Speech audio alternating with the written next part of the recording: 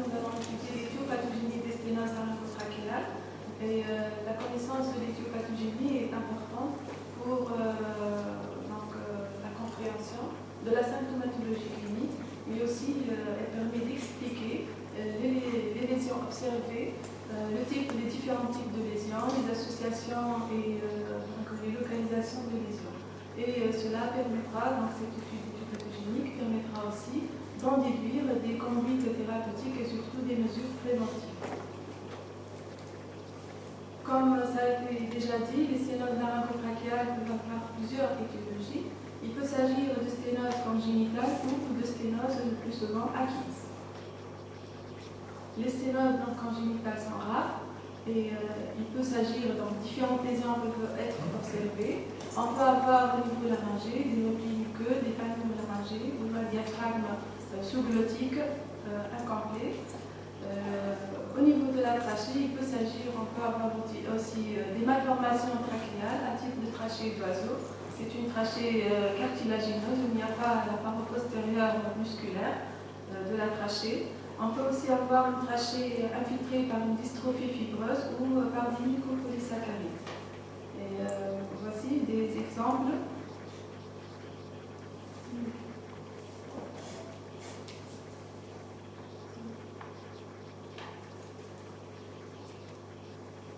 Exemple de sténose d'origine congénitale, ce sont des vidéos du service où ici on voit donc une sténose, une panure glottique chez un nouveau-né. Panure entre les deux corticales.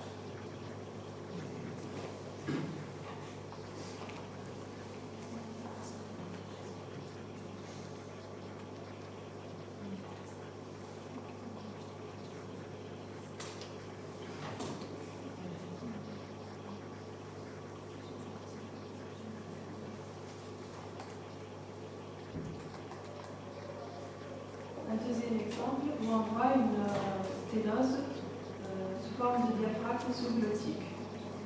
Voilà le diaphragme sous-glottique.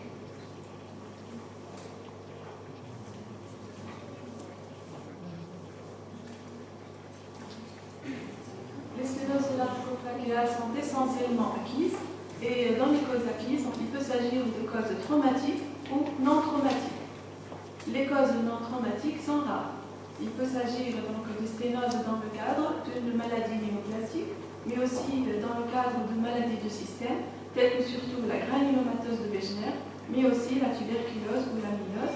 Et l'étiologie idiopathique, elle est rare et elle n'est retenue et ne peut être retenue qu'après un bilan étiologique négatif. Et voici l'exemple d'une amylose aussi observée dans le service. Une amylose laryngée où on voit donc la région sous-glottique infiltrée par l'amylose.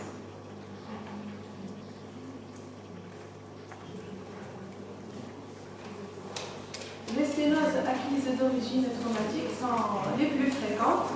Il peut s'agir de traumatisme interne, mais aussi de traumatisme externe. Et les causes du traumatisme externe sont aussi rares. Il peut s'agir de traumatisme fermé ou de traumatisme pénétrant ouvert avec une plaie cervicale. Le plus souvent, ces traumatismes sont consécutifs à un accident de circulation ou bien aussi à une plaie par arme blanche. Et dans ce cas, les sténoses sont souvent complexes, plurifactorielles et comportent souvent une composante supraglottique.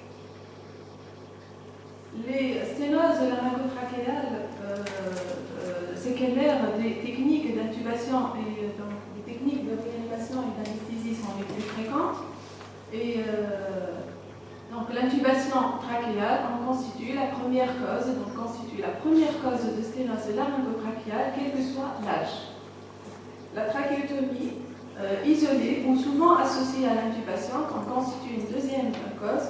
Elle va entraîner surtout l'aggravation des lésions. Mais il peut s'agir aussi d'autres étiogénies et on peut voir des sténoses laryngotrachéales après traitement de paralysie laryngée, après aussi des laryngectomies partielles ou après irradiation externe du larynx. Les autres traumatismes internes peuvent, donc d'autres types de traumatismes internes peuvent aussi se voir et être à l'origine de sténose laryngotrachéale, telles que les brûlures. Et il peut s'agir aussi d'une inhalation de vapeur ou de fumée, mais il s'agit souvent de brûlures caustiques. Et ces brûlures, au cours des brûlures caustiques, il y a souvent une composante pharyngée, des lésions pharyngées, œsophagiennes et des lésions du vestibule laryngé souvent associées. Le reflux gastro-œsophagien est un élément aussi déterminant dans la survenue des sténoses, surtout après le traumatisme externe du larynx et chez les malades ayant une intubation prolongée. En effet, plusieurs études ont montré que le reflux gastro-œsophagien est très fréquent chez les malades ayant une sténose laryngotrachéale. Et on en déduit donc qu'il faut toujours associer un traitement anti-reflux dans la prise en charge des malades ayant une sténose laryngotrachéale, en préventif et en curatif.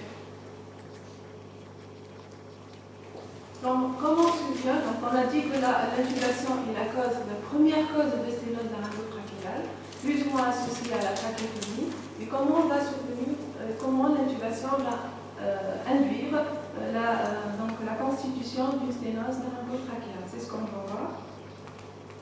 Donc, les lésions observées peuvent être liées à un traumatisme direct à l'introduction lors de l'insertion de la sonde d'intubation.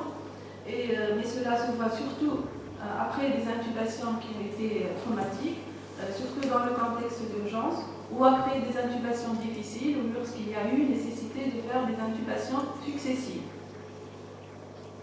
Mais le plus souvent, la sténose est la résultante d'une hyperpression qui est exercée par le ballonnet de la sonde, et surtout par la sonde, sur les parois laryngées et trachéales.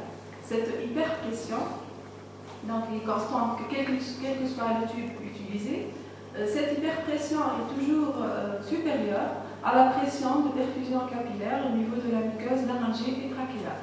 Et la conséquence, c'est l'ischémie de la muqueuse, et puis ce qui va aboutir à la constitution de lésions et d'ulcération muqueuse. Deux régions sont effectivement exposées aux sténoses laryngotrachéales lors de l'insertion d'une sonde d'intubation. Ce sont donc les parois trachéales et la partie postérieure du larynx. Les parois trachéales peuvent être touchées électivement dans les régions où l'hyperpression était maximale. C'est surtout au niveau du bec de la sonde et surtout autour du ballonnet, l'endroit où le ballonnet était gonflé. Et c'est une hyperpression circonférentielle. Au niveau laryngé, c'est la partie postérieure de l'endolarynx qui est la région la plus touchée. C'est essentiellement la partie postérieure des cordes vocales, la face interne des apophyses vocales, la commissure postérieure, l'articulation crico-arytémitienne, mais c'est surtout le cricoïde. Donc le cricoïde est la région la plus vulnérable au niveau de l'endolarynx pour plusieurs raisons. Le cricoïde, au niveau du cricoïde, la muqueuse repose directement sur le cartilage, sans matelas de protection musculaire, ce qui expose plus à l'observation de lésions.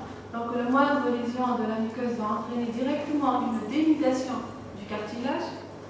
La deuxième raison, le cartilage cricoïde est un lot inextensible. Et puis la troisième raison, c'est que la vascularisation ici, c'est une microvascularisation très fragile qui provient uniquement du péricanthe interne. Donc une hyperpression va entraîner directement l'ischémie et l'apparition d'ulcération muqueuse. Au niveau de la trachée, le muscle postérieur de la trachée est richement vascularisé. Par contre, la partie antérieure et latérale de la trachée sont moins irriguées. prédominance des lésions dans ses parois antérieures et latérales de la trachée. En plus, là aussi, au niveau de la trachée, la muqueuse repose directement sur le cartilage.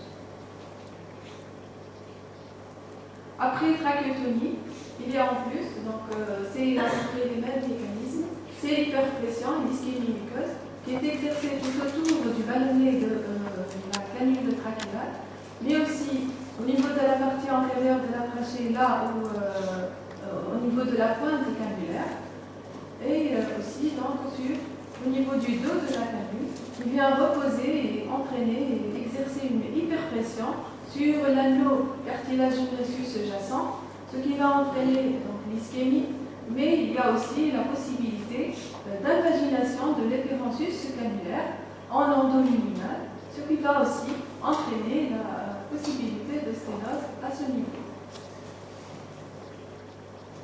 Il y a en plus il y a possibilité aussi d'effondrement de la voûte cartilagineuse, donc c'est l'anneau, donc l'effondrement de la voûte après trachéotomie, et surtout donc, lorsque cette trachéotomie touche plusieurs anneaux trachéaux. Maintenant, sur le plan histologique, les lésions évoluent en 3 stades. Le premier stade, c'est le stade d'œdème, le premier stade d'œdème, avec l'hyperémie muqueuse qui survient dès les 2 premières heures de l'intubation. Donc c'est très précoce. Le deuxième stade, c'est le stade d'ulcération muqueuse qui survient dès la 7e heure d'intubation. Et finalement, le troisième stade, c'est le stade de péricondrite et puis de chondrite, donc de l'atteinte cartilagineuse. Et la survenue d'une surinfection va aggraver les lésions et entretenir ce cercle vicieux. Plus l'ulcération est profonde et large, et plus la surinfection est importante, plus il y a une prolifération de conjonctifs et la sclérose cicatricielle, dans ce cas, est majeure. Plus l'ulcération est profonde, plus l'infection est importante, plus la sténose est majeure. Et c'est pour cela qu'il est important d'instaurer un traitement médical antibiotique pour traiter une infection et éviter le passage aux sténoses cicatricielles. Donc après intubation et après trachéotomie, plusieurs types de lésions peuvent être observées. Ces lésions sont de gravité variable. On peut avoir ici un œdème, donc des lésions d'œdème au niveau du plan glottique. On peut avoir aussi des tissus de granulation, mais surtout des ulcérations avec mise à nu du cartilage. Et l'évolution de ces lésions n'est pas la même. L'œdème est généralement d'évolution favorable. Il peut donc disparaître sans laisser de séquelles ou bien des séquelles minimes. Mais une ulcération, quand celle-ci entraînant avec dénudation du cartilage, elle va donc nécessairement évoluer vers la sténose constituée si des mesures préventives n'ont pas été instaurées.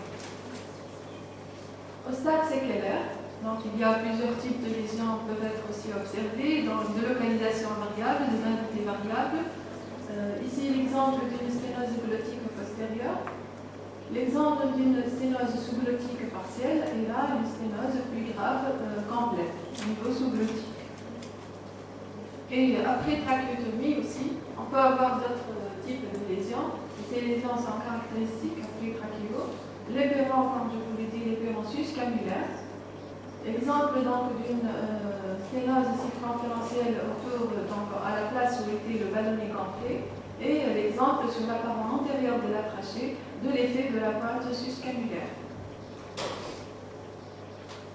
Si donc les lésions muqueuses sont constantes après intubation intrachéale, leur évolution vers les sténoses reste relativement rare. Mais certains facteurs vont entraîner et favoriser la survenue de cette sténose. Quels sont ces facteurs? Donc, nous avons dit qu'il y a plusieurs types de facteurs.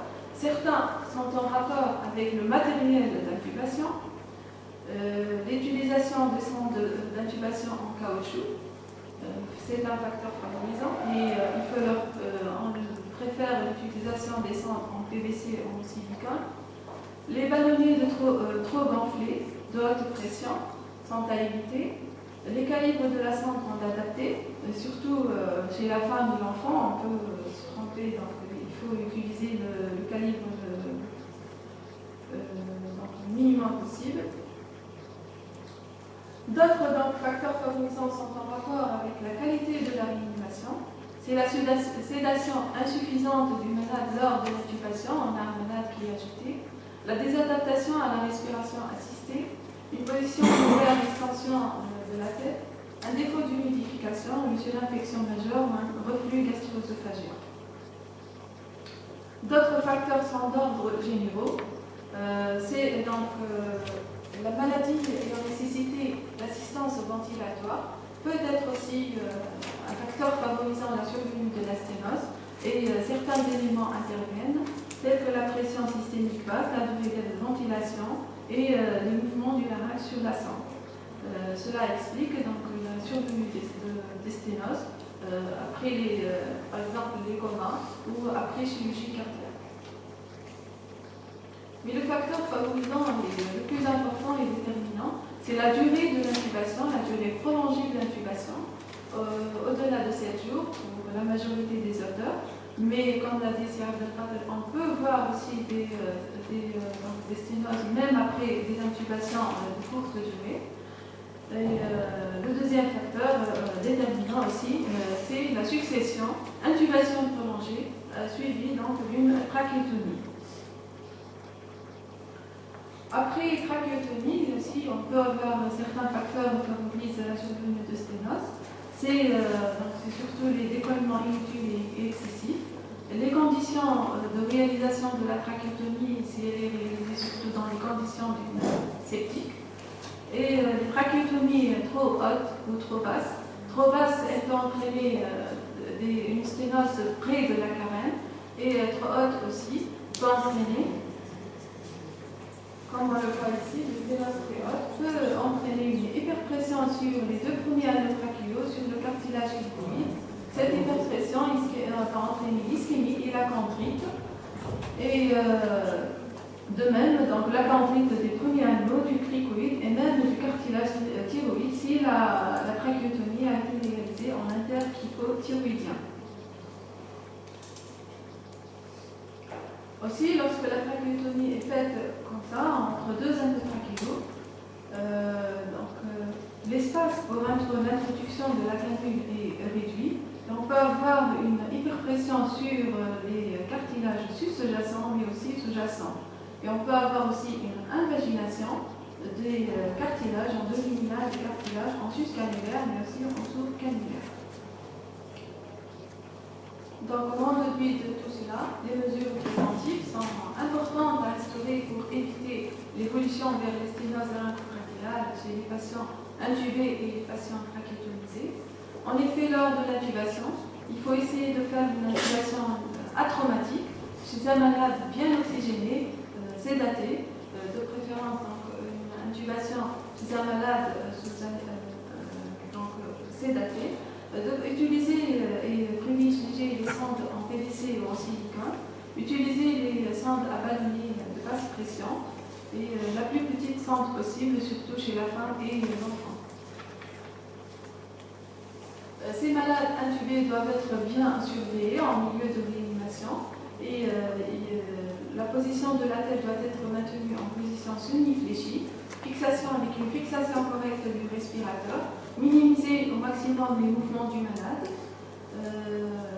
pour éviter les frottements de la sonde sur la paroi postérieure du larynx et la trachée. Changer périodiquement la sonde, faire une désinfection buccale et nasale, des aspirations stériles, douces, atraumatiques avec des sondes à usage unique. Il faut aussi surveiller les malades endoscopiquement pour déceler à temps les lésions et essayer de prévenir les prendre en charge et essayer de prévenir leur évolution vers la sténose constituée. Instaurer un traitement antibiotique pour traiter une chondrite, un traitement anti-reflux systématique. Quant à la réalisation de la trachéotomie, il faut bien choisir le temps de faire la trachéotomie chez les malades intubés. Et il paraît raisonnable de décider la trachéotomie chez le malade intubé après 7 jours d'intubation. On estime, après 7 jours, la durée restante de la nécessité de l'assistance ventilatoire. Si donc, on voit que le malade s'améliore et que l'intubation va être maintenue pendant 2-3 jours, on peut ne pas faire une trachéotomie. Mais si on voit que le malade nécessite encore une intubation qui va durer presque 7 jours ou plus, et que son état général est très altéré, qu'il a une maladie grave, qu'il est insuffisant respiratoire, et dans ce cas, il ne faut pas hésiter à faire une trachéotomie. Et donc, lors de la trachéotomie, il faut faire cette trachéotomie de façon réglée, chez un malade de préférence intubé, sous anesthésie générale, respecter les règles de l'asepsie. Il faut utiliser des canules souples à ballonner à basse pression. Il faut éviter de faire des trachéotomies hautes ou les trachéotomies basses qui entraînent des sténoses de prise en charge difficile. Il est préférable de réaliser la trachéotomie en H sur le 3e anneau trachéal. Cela va permettre, donc voilà, l'espace est assez large pour l'introduction de la canule trachéale. Et il faut éviter aussi de serrer l'orifice trachéal pour éviter les frottements.